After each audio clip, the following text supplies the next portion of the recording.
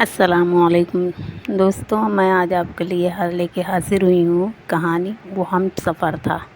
وہ سیڑھیوں پر بیٹھی گھٹنوں میں سر دیے بیٹھی تھی۔ جب کھٹکے کی آواز پر سر اٹھا کر دیکھا تو سامنے وہ کھڑا تھا۔ تم ابھی تک جاگ رہی ہو؟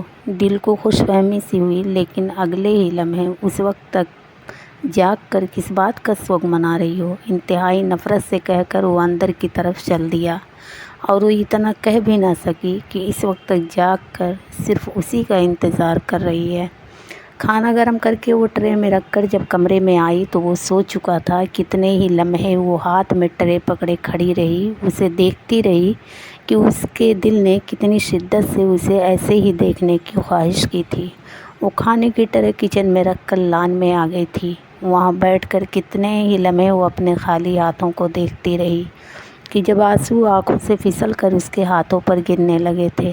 احسن رضا کے ساتھ اس کی شادی کو ابھی صرف 1 ماہ ہی ہوا تھا، اور اس 1 ماہ میں اس کے پاس کوئی ایک بھی لمحہ ایسا نہیں تھا جو اس کے لیے کوئی خوشگوار تاثر رکھتا۔ نہ جانے رات کا کون سا پہر تھا جب وہ کمرے میں آئی۔ بستر پر لیٹ کر مختلف سوچوں میں گم، جانے کب نیند کی دیوی اس پر مہربان ہو گئی تھی۔ اپنی آنکھیں کھولی تھی، سر تھا کہ درد سے پھٹا جا رہا تھا۔ وہ شاید اپنی شرٹ ڈھونڈ رہا تھا۔ بہت مشکل سے اٹھ کر شرٹ ڈھونڈ کر اسے دی اور کچن میں ناشتہ بنانے چلی آئی تھی۔ اسے ناشتہ کروانے کے بعد برتن سمیٹ کر دھونے لگی تھی۔ گھر کا کام ختم کر کے ابھی آرام کرنے کا سوچ ہی رہی تھی جب بیرونی گیٹ کی گھنٹی بجی تھی۔ گیٹ کھولا تو اماں جان تھیں۔ انہیں دیکھ کر تو اس کی خوشی کی کوئی انتہا نہ رہی۔ بہت گرم جوشی سے ان سے لپٹ گئی، لاؤنج میں بیٹھایا اور چند باتوں کے بعد ان کے لیے چائے بنانے چلی گئی تھی۔ چائے پینے کے بعد انہیں آرام کرنے کا کہہ کر دوپہر کے کھانے کی تیاری میں جٹ گئی۔ اسے پتہ ہی نہیں چلا کہ کب اماں جان آ کر اس کے پاس کھڑی ہوئیں۔ ارے اماں جان، آپ کب آئیں؟ مجھے پتہ ہی نہیں چلا۔ اچانک اماں جان پر نظر پڑتے ہی اس نے کہا، دیکھ رہی ہوں بہت کمزور ہو گئی ہو، تم خوش تو ہو نا؟ اچانک اماں جان نے پوچھا۔ ارے میں بہت خوش ہوں، آپ پریشان کیوں ہو رہی ہیں؟ اور ویسے بھی اب میں نے ڈائٹ شروع کر دی ہے نا، اس لیے آپ کو کمزور لگ رہی ہوں۔ انہیں مطمئن کرنے کے لیے اس نے مسکرا کر کہا، ہاں اور کام بھی تو سارا خود کرتی ہو نا، اسی لیے احسن سے کہہ کر کوئی کام والی رکھ لو۔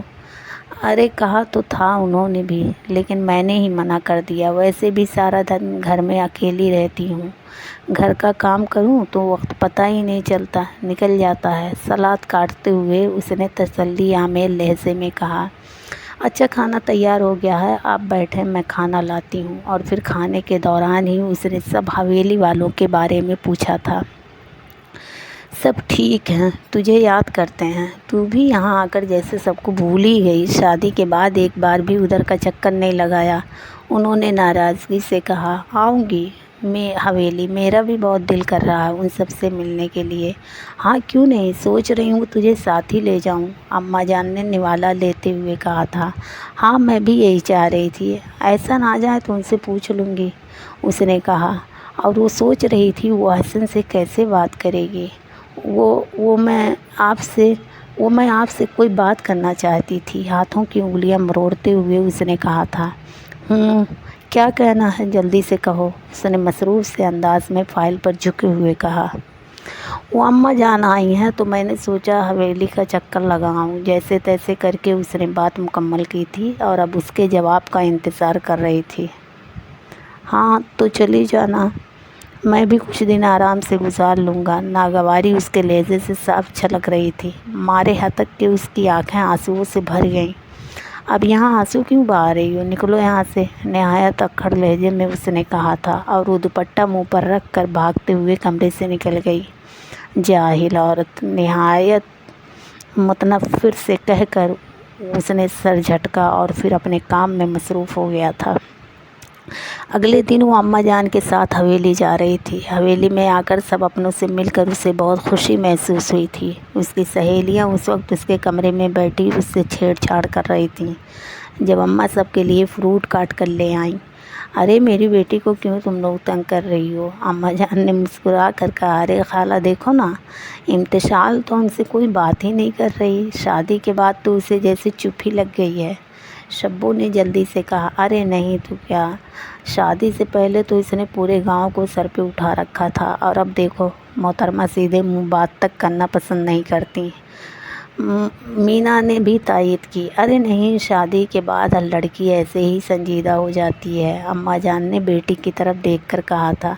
अरे अब ऐसी भी क्या संजीदगी, शब्बू ने मुंह बनाकर कहा। अच्छा भाई, नहीं होती मैं संजीदा, चलो उठो, आज पूरा गांव घूमते हैं। वो उनकी हंसी मजाक में शामिल हो गई।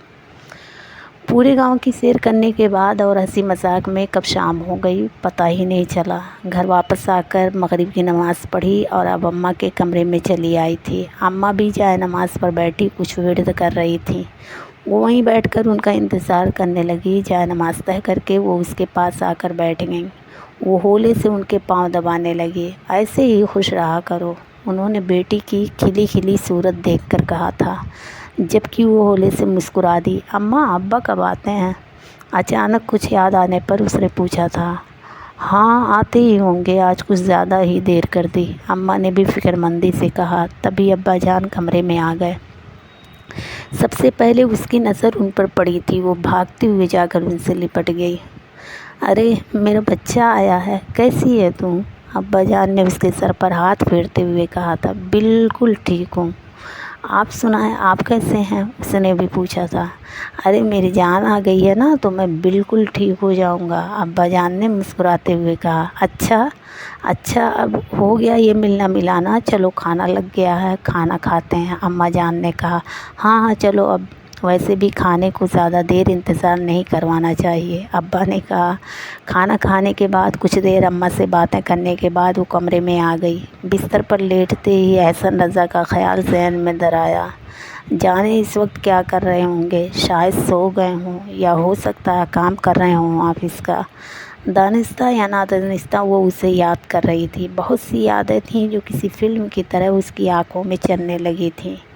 अम्मा देखें ना, वो शब्बो अभी तक नहीं आई। यहाँ वहाँ चक्कर काटते हुए वो परेशानी से बोली। अरे आराम से बैठ जा, आ जाएगी, वो भी क्यों गन चक्कर बनी हुई है। अम्मा ने उसे इस तरह परेशानी से टहलते हुए देखकर कहा।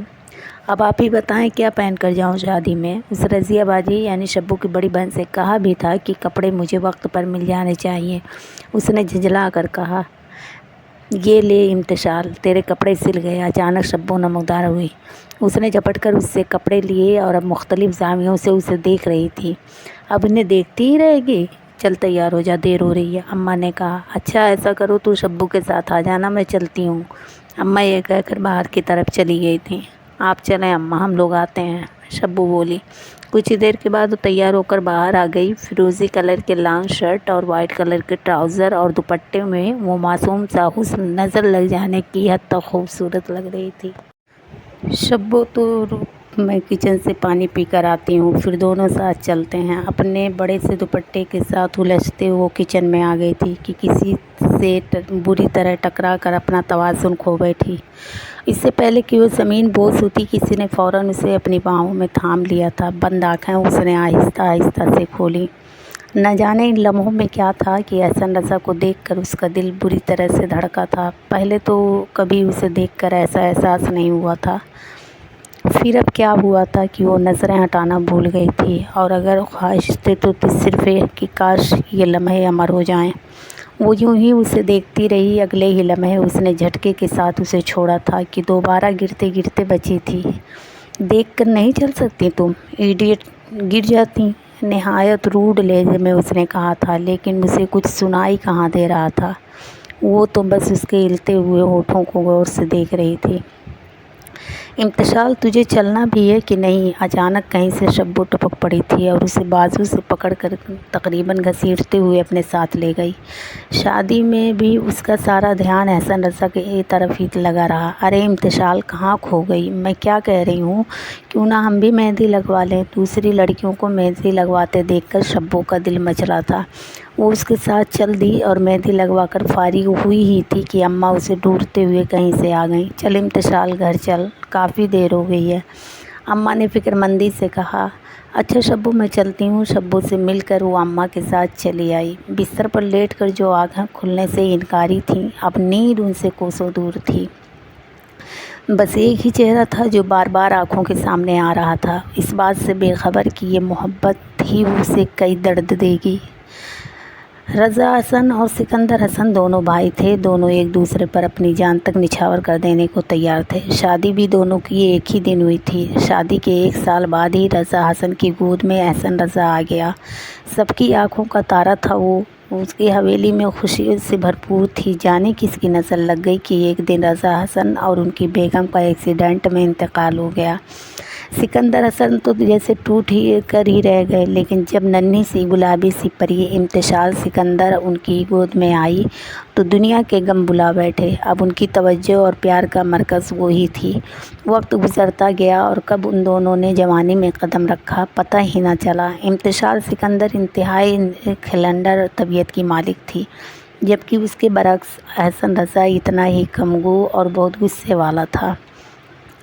جانے امتشال کے دل پر کب اس نے قبضہ جما لیا، اس کا احساس تو اسے خود بھی نہ ہوا۔ ہر گزرتے دن کے ساتھ احسن رضا کا سحر اس پر مزید بڑھتا ہی جا رہا تھا، کسی خطرے سے بے خوف ہو کر۔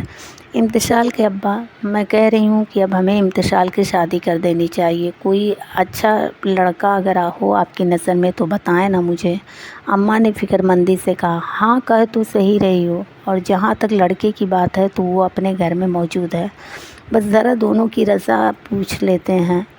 ابا جان کا اشارہ احسن رضا کی طرف تھا۔ ارے ہاں، میرا دھیان تو اس طرف گیا ہی نہیں، اور ان کی مرضی کی کیا ضرورت ہے، ماں باپ اولاد کے دشمن تھوڑی نہ ہوتے ہیں، اور ویسے بھی میرے دونوں بچے بہت ہی فرما بردار ہیں، ہم جو بھی فیصلہ کریں گے وہ بنا چوں چرا کے مان جائیں گے۔ ارے نہیں، اب وہ زمانہ نہیں رہا، آج کے دور میں بچوں کی مرضی جاننا بہت ضروری ہے، انہوں نے متانت سے انہیں سمجھایا تھا۔ امتشال کی تو جیسے مراد برائی تھی، اماں کے پوچھنے پر اس نے شرماتے لجاتے ہاں کر دی تھی، اور پھر احسن رضا کے ہاں کرنے کی دیر تھی، پھر تو جیسے چٹ منگنی پٹ بیاہ والا معاملہ ہو گیا تھا۔ شادی کے بعد بیاہ کر احسن رضا امتشال کو شہر میں لے آیا۔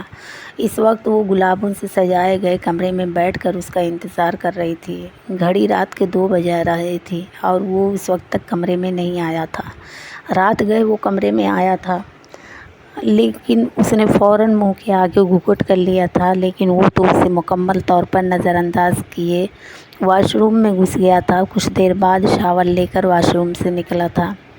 اگر دلہن بننے کا شوق پورا کر لیا ہو تو محترمہ اب اٹھیے، مجھے بھی آرام کرنے دیں اور خود بھی آرام کریں، اس نے نہایت نخوت سے کہا تھا، اور امتشال سکندر وہ تو سکتے کے عالم میں اسے دیکھ رہی تھی۔ سارے خواب ایک ایک کر کے چکناچور ہوئے تھے، اور آنکھوں میں تو جیسے کسی نے مرچیں بھر دی تھیں، آنسو تھے کہ رکنے کا نام ہی نہ لے رہے تھے۔ اس نے کچھ دیر ہی اس کا انتظار کیا اور پھر بازو سے پکڑ کر اسے بیڈ سے اتارا تھا۔ آپ نے اگر میرے ساتھ یہی سلوک کرنا تھا تو شادی ہی نہ کرتے، انکار کر دیتے، لیکن اپنی بھی زندگی برباد کر لی اور میری بھی، اس نے چیخ کر کہا۔ تڑاخ! تھپڑ اتنا زوردار تھا کہ اس کے 14 طبق روشن ہو گئے تھے۔ اس سکتے کے عالم میں منہ پر ہاتھ رکھے حیرانی کے عالم میں اسے دیکھ رہی تھی۔ بکواس بند کرو اپنی، اور جتنا کہا ہے اتنا ہی کرو، انتہائی اشتعال میں کہہ کر وہ بیڈ پر سر تک کمبل اوڑھ کر لیٹ گیا، اور اس کی وہ رات روتے ہوئے گزری تھی۔ اور پھر تو ہر گزرتے دن کے ساتھ اسے احساس ہو گیا تھا کہ زبردستی اس کی زندگی میں لائی گئی ہے۔ جو بھی تھا اس نے اس کے ساتھ سمجھوتا کر لیا تھا، جیسے بھی تھا زندگی اب ایسے ہی گزرنی تھی۔ ہاں، اس 1 ماہ میں یہ تبدیلی ہوئی تھی کہ امتشال سکندر بہت بدل گئی تھی۔ سر تاپا اس نے خود کو اس کی پسند کے مطابق ڈھال لیا تھا۔ بہت کم گو اور خود میں کھوئی کھوئی سی وہ پہلے والی امتشال سکندر ہرگز نہ تھی، جو دوسروں سے ہمیشہ اپنی بات منوانا جانتی تھی۔ اب خود انتہائی بے بس تھی، شاید اس لیے کہ وہ جان گئی تھی کہ اس کے لیے اسے اپنی زندگی سے نکالنا اتنا بھی مشکل امر نہیں تھا۔ جو بھی تھا، لیکن اب بھی دل میں وہ اسی طرح موجود تھا۔ یہ اور بات تھی کہ اس نے احساس کرنا چھوڑ دیا تھا۔ قسمت اس کے لیے کیا فیصلہ کیے ہوئے تھی یہ تو وہ خود بھی نہیں جانتی تھی۔ ارے امتشال، اٹھ جا باہر، احسن تجھے لینے آیا ہے، انتظار کر رہا ہے تیرا۔ अम्मा ने उससे कहा था और वो कुछ देर और आराम करने का सोच रही थी। स्प्रिंग की तरफ बेड से उछली। आज उसे यहाँ आए हुए 5वां दिन था। क्या कहा आपने अम्मा? एहसन आया है और वो भी मुझे लेने? बेयकीनी से अम्मा को देख रही थी। क्यों? इसमें इतनी हैरानी की क्या बात है? तुझे लेने वो नहीं आ सकता? अम्मा ने हैरानी से पूछा। अरे नहीं नहीं, तो मैं कह रही थी कि अभी मेरा कुछ दिन और रुकने का इरादा था, इसलिए। वो नॉर्मल अंदाज में बोली कि अम्मा को कहीं कोई शक ना हो जाए। अच्छा चल जल्दी कर, तैयार हो जा, मैं नाश्ता तैयार करती हूँ, दोनों नाश्ता करके जाना। और वो जी अच्छा कहकर बेड से उतर गई थी। तैयार होकर वो टेबल पर आ गई जहाँ सब लोग पहले ही नाश्ता कर रहे थे। खामोशी के साथ नाश्ता किया गया। नाश्ता करने के बाद वो अम्मा और अब्बा से मिलकर घर वापस आ गई थी। सारा रास्ता दोनों ने खामोशी से काटा था और वो उसे घर छोड़कर ऑफिस चला गया था। घर में दाखिल होते ही उसकी आंखें खुली की खुली रह गई थी। घर का जो हाल था, अल्लाह की पनाह। घर और किचन की सफाई सुथराई में ही काफ़ी टाइम लग गया और उस वक्त भूख के मारे पेट में चूहे दौड़ रहे थे। जैसे तैसे करके खाना तैयार किया और खाते ही वो घोड़े बेचकर सो गई। आँख शोर से खुली। कब से जगा रहा हूँ, उठ क्यों नहीं रही थी? उठो जल्दी से और खाना तैयार करो, मेरे कुछ दोस्त आ रहे हैं। और हाँ, कोई गड़बड़ नहीं होनी चाहिए। ऑर्डर देकर वो वहाँ से बाहर निकल गया और उसने जल्दी से वॉशरूम में घुसकर 3 छपाके मुँह पर मारे और खाना तैयार करने लगी। 3 घंटों में ही वो सारा खाना तैयार करती थी। ड्राइंग रूम से बातें करने की आवाज़ें आ रही थीं। शायद उसके फ्रेंड्स आ चुके थे। कमरे में आकर अलमारी से अच्छा सा सूट निकाल कर पहना और फिर टेबल पर सारा खाना लगाकर वो उसके दोस्तों को बुलाने ड्राइंग रूम में चली आई। अस्सलामुअलैकुम। ड्राइंग रूम में दाखिल होकर उसने सबको मुश्तरका सलाम किया।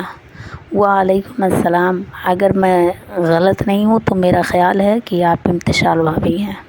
उसके दोस्तों में से एक बोला। जी, उसने मुख्तसर सा जवाब दिया था। वैसे इस एहसन से तो मुझे उम्मीद है नहीं कि वो हमारा तारुफ करवाए, मैं ख़ुद ही करवा लेता हूँ। मेरा नाम फ़हद है और हम एक ही ऑफ़िस में काम करते हैं। उसने अपना तारुफ करवा कर फ़र्दन सबका तारुफ करवाया था। आप क्या करती हैं इम्तिशाल जी? फ़हद ने इम्तिशाल जी पर ज़ोर देकर पूछा। कुछ ख़ास नहीं, बस घर के काम, उसने मुस्कुरा कर कहा। अब खाना खाएं कि बातों ही से पेट भरने का इरादा है, एहसन रज़ा ने कहा। हाँ भाई चलो, बहुत भूख लग रही है, फ़हद ने भी उसकी तायीद की। खाने के बाद चाय का दौर चला था। वो चाय शुरू कर रही थी कि न जाने कब उसके हाथ से कप गिर गया था। कुछ चाय एहसन रज़ा के हाथ पर भी छलक गई। जाहिल औरत, ये क्या कर दिया? वो जड्ड का मार दर्द की शिद्दत से कहा कराह कर उसने कहा। मैं ट्यूब लगाती हूँ, आप बैठे ना। उसके मानो तो हाथ पैर ही फूल गए थे। दफ़ा हो जाओ यहाँ से और आइंदा मेरे सामने आने की कोशिश भी मत करना, समझी तुम?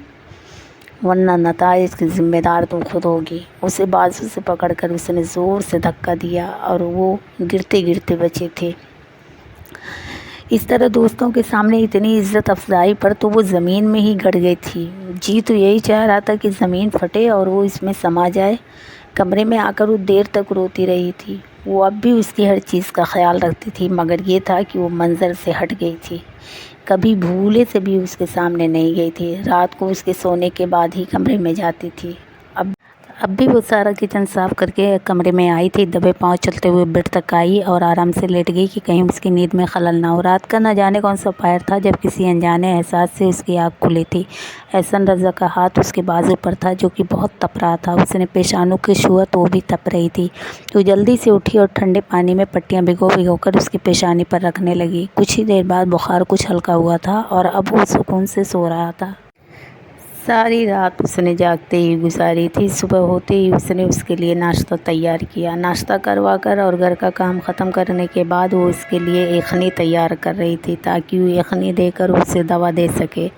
यखनी पिलाने के बाद वो उसे दवा दे करके कमरे से निकलने लगी थी जब उसने उसका हाथ पकड़ लिया। उसने मुड़कर उसे सवालिया नज़रों से देखा था। बैठो, मुझे तुमसे कुछ बात करनी है, उसने कहा। जी।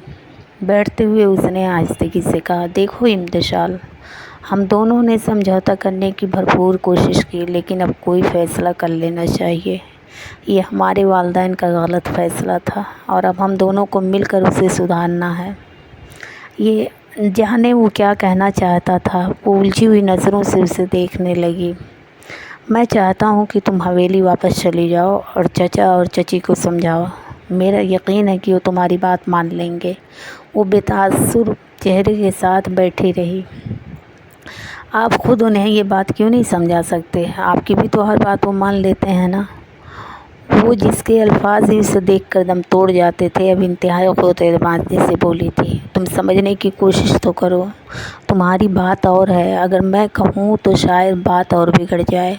उसने तहम्मुल से उसे समझाने की कोशिश की। ठीक है, आप मुझे छोड़ आए हवेली। और उसने फैसला सुना दिया, कल ऑफिस जाते हुए तुम्हें हवेली छोड़ आऊँगा और तलाक के पेपर्स भी तुम्हें जल्दी मिल जाएंगे। उसने नॉर्मल से अंदाज में कहा था, जैसे यकीन हो कि वो मान जाएगी। और अगले दिन वो उसे हवेली छोड़ आया था, हमेशा हमेशा के लिए। कैफेटेरिया के खनक माहौल में वो दोनों आमने सामने बैठे थे। एहसन रज़ा, अब तो इम्तिशाल भी हवेली चली गई। अब तो किसी फ़ैसले पर पहुँचो। मम्मी मुझे कब से फोर्स कर रही हैं,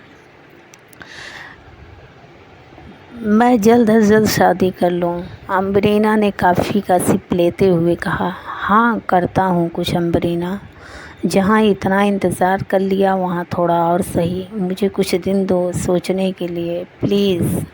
उसने मिन्नत भरे अंदाज में कहा। और कितना सोचोगे एहसन, मुझे आज साफ साफ जवाब दो, हाँ या ना। उसने फैसला कुन अंदाज में पूछा। इम्तिशाल प्लीज़ मुझे समझने की कोशिश। इस आधा ही फुकरा अदा किया था जब उसने हाथ के इशारे से उसे रोक दिया। बस मैंने जो सुनना था वो सुन लिया। अब मेरे नाम की बजाय तुम्हारी ज़बान पर उसी का नाम है। उसने इस्तेहज़ाइया कहा। अगर तुम्हें उससे मोहब्बत हो भी गई थी तो तुम कम से कम मुझे तो इतने अरसे धोखे में ना रखते। उसे से शायद अफसोस हुआ। तुम्हें गलत फहमी हुई है, मैं सिर्फ़ तुमसे मोहब्बत करता था और करता हूँ।